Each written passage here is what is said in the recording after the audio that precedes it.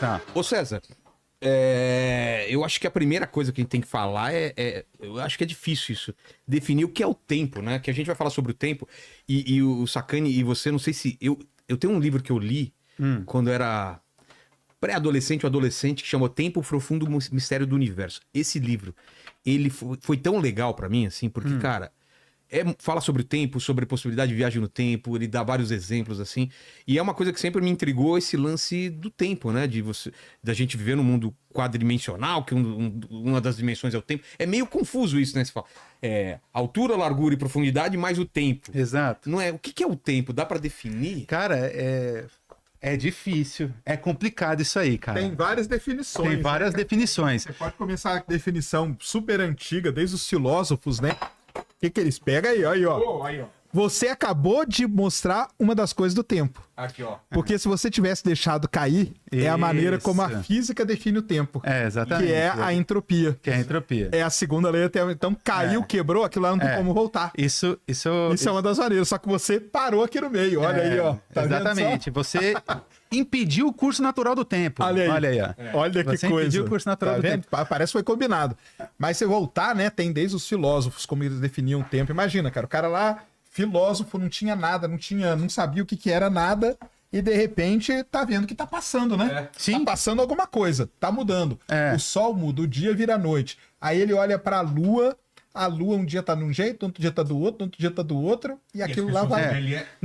Perfeito, porque na verdade o tempo ele surge como uma definição humana por uma contagem de ciclos da nossa vida que interfere no nosso cotidiano, né? Tipo, dia, noite, ano, tipo, lua dando voltas na Terra e por aí vai, né? Então, eu diria que esse é a premissa. O tempo é uma definição humana porque as coisas acontecem, as coisas se transformam e a gente, de alguma forma, para estabelecer cotidiano, para estabelecer rotina, a gente faz esse tipo de marcação até para plantações e para tudo. O tempo ele está em tudo na nossa vida, de fato. Agora, é uma incógnita. Do ponto de vista físico, né, Sérgio? O que é o tempo? Então, um dos primeiros caras que trouxeram à luz ali essa ideia que você colocou, inclusive, de um universo quadridimensional, foi um cara chamado Minkowski. Certo? Minkowski. Então Famosas coordenadas de Minkowski. Exatamente. Então ele trouxe um significado físico para o tempo, foi um dos significados físicos que a gente tem para o tempo, que é trazer o tempo como sendo, então, uma dimensão a mais dentro do espaço que agora é quadridimensional e não mais tridimensional, né? Então, esse é um ponto. Agora, muito mais interessante do que isso é o que o Sérgio falou da entropia. Que, na verdade, a entropia, inclusive, que define um sentido para o tempo. Por exemplo, flecha do tempo. A flecha do tempo. Por exemplo, você deixou o copo cair. Se ele tivesse caído e tivesse se despedaçado no chão, você teria como desfazer isso? Não. Você não teria. Não teria. Então, isso é um processo. É igual o ovo. Você pega o ovo, quebra ele e transforma ele em omelete. Tem como ele voltar a ser ovo de novo? Não tem. Então, isso é que a gente chama de... É um processo que a gente chama de irreversível. E quando nesses processos são irreversíveis, isso que o Sérgio falou, a entropia sempre aumenta. É claro que a gente não vai entrar nos detalhes da coisa, mas a entropia absolutamente sempre aumenta e isso define um sentido físico para o tempo. O sentido do tempo é o sentido do aumento da entropia do universo, porque absolutamente 99,9% de todos os processos que acontecem no universo, eles são irreversíveis, como o que a gente exemplificou esse copo caindo aqui no chão. Agora... E o mesmo, o Sol quando brilha, ocorre um processo de fusão nuclear ali, também dentro do contexto de um processo que é irreversível. Aquela ideia que o pessoal tinha dos táquions, por exemplo, que eles se movimentam de trás para frente no tempo, nunca foi comprovado isso. Já ouviram falar nisso, sim, né? Claro. Que em histórias de ficção científica a gente vê, como no Watchmen, né? Que os caras usam isso. Tem uma história trágica nisso aí, né? Ah, é? Tem uma historinha meio trágica. Bom, existe isso de alguma coisa, alguma partícula que se movimenta de trás para frente? Ou seja, a causa vem depois do efeito. O que acontece aí é o seguinte, na verdade esses táquions, eles são partículas que podem se propagar a uma velocidade maior do que a da luz. Só que são partículas teóricas. São partículas teóricas. Isso que eu não entendo. negócio. Como chegam nisso se ninguém comprovou? É em cálculo? Isso é uma coisa importante até da gente explicar, até antes de começar a falar da parte da física, porque nós vamos falar muito disso, cara. A física, ela tem duas partes e hoje o prêmio Nobel tá aí até para isso, porque ele acaba premiando os dois setores, né? Você tem a parte teórica da física. Então o cara vai lá e põe toda a teoria, descreve tudo bonitinho, a matemática tá certinho, as contas estão perfeitas, ele não tá quebrando nenhuma lei, não tá quebrando lei da termodinâmica, lei da gravitação, nenhuma, tá tudo bonitinho aqui no papel. Pronto, isso é uma coisa. A outra coisa é, eu consigo fazer isso aqui de forma experimental ou consigo observar tal coisa, e isso é a outra parte. Posso perguntar, por exemplo, o buraco negro, ele foi primeiro previsto por um cálculo. Exatamente. Só que a gente não tinha ainda Nada observado. Nada dele. Durante Isso que eu não décadas. entendo. Então, Como que alguém, na cabeça de alguém, ele vai calcular uma coisa que ele não viu, não tem nenhum... Como que ele imagina uma coisa que não existe? Esse que é o ponto. E as contas não certo. Até legal você perguntar isso aí, porque aí a gente quebra um estigma. A coisa não surge assim, o cara chegou e teve uma... Eureka, né? Aquela coisa Eureka. caiu uma Nossa, maçã, não. caiu alguma Há coisa. toda uma questão de desenvolvimento teórico, desenvolvimento de ideias que conduzem uma pessoa... Enfim, a ideia, por exemplo, do buraco negro. Tudo começa com o desenvolvimento daquilo que a gente chama de relatividade geral de Einstein, que é aquela... enfim, a gente vai falar bastante. Vai falar disso. Pode falar sobre Interestelar, que está totalmente relacionado. Aí, então, o Einstein desenvolve a relatividade geral. Só que aí eram equações, cara, extremamente... São, né? São Até equações hoje... extremamente complexas de resolver, dependendo da situação física. Não tem solução no braço ali, só Mas nesse computacional. caso ele estava tentando Mas não, entender alguma coisa. o Einstein não chegou em nada de buraco negro. Não chegou. Foi o Karl Schwarzschild. Não? Karl Schwarzschild em 1915. Aí, o Karl Schwarzschild, em 1915, ele pegou as equações de Einstein e apresentou a primeira solução que a gente chama analítica, ou seja, no braço das equações. Porque nas equações do Einstein, era pra quê? Ele estava procurando... O Einstein, ele chegou, ele fez todo aquele famosos experimentos mentais dele. Sim. Com aqueles experimentos mentais, ele desenvolveu um grupo de equações. E isso é a teoria. Então, a teoria estava ali posta. Entendeu? Exatamente. Uma vez que a teoria está posta, podia ser ele, mas couberam a várias outras pessoas pegar a equação e começar a trabalhar. Exato. Então, são as soluções das equações de Perfeito, Einstein. Entendi. E aí foram N pesquisadores que fizeram isso. Uma porrada. Mas podiam também Karl Schwarzschild- chegar numa conclusão que ele estava errado, ou não. Poderia. Não, e a gente faz isso até hoje.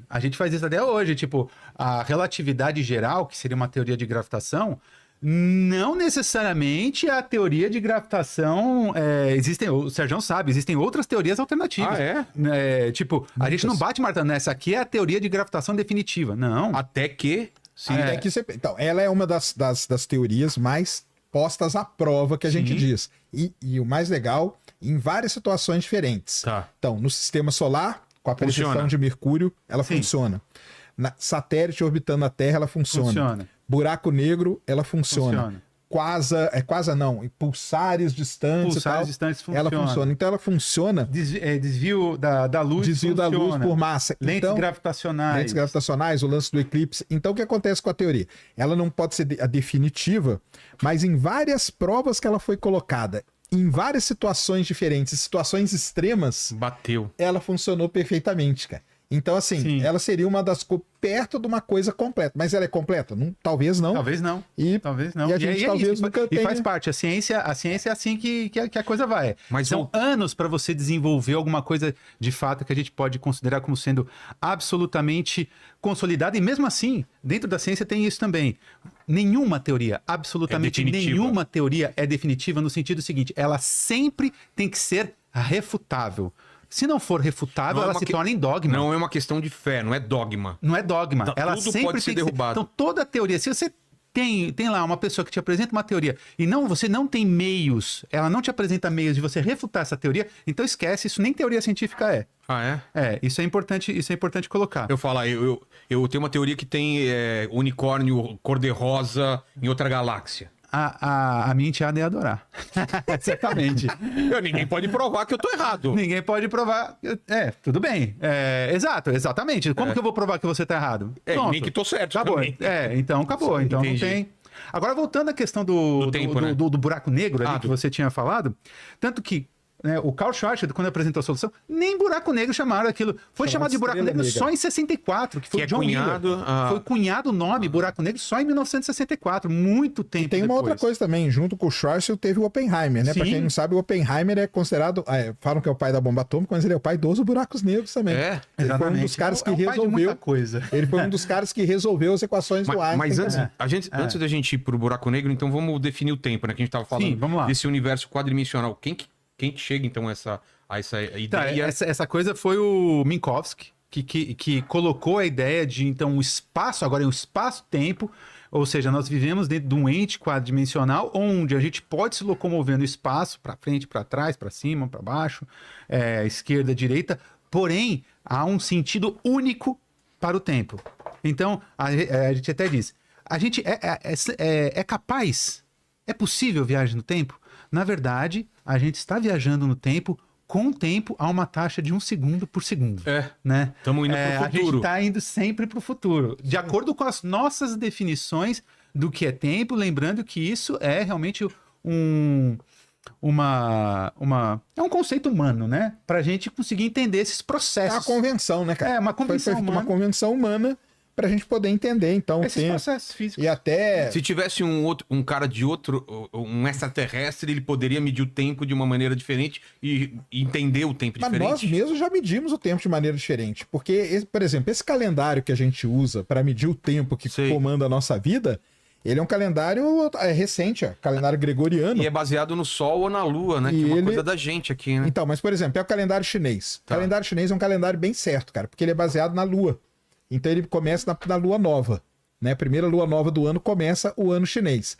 O nosso calendário que a gente segue, que é o gregoriano, cara, que ele passou ali pelas É uma reformas bagunça, e tudo. Cara, ele é uma bagunça tão grande que é o seguinte: tem 2 meses, o mês não era pra ter 30, primeiro que não era, né? Mas tudo bem, era pra ter 30, 31. Só que tem julho e agosto que tem 31. Você sabe por quê, né? Não. Por que chama julho?